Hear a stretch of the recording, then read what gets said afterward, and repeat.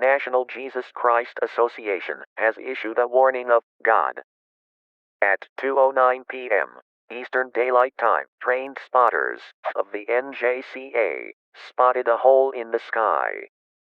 These spotters also reported seeing dead people raise out of their graves into heaven. This could mean that God is opening the rapture. Take cover now in another area other than the U.S. This problem mainly affects the center of the U.S., so please, if you live in the center of the country, or at least near it, move away from the area you are currently in or at.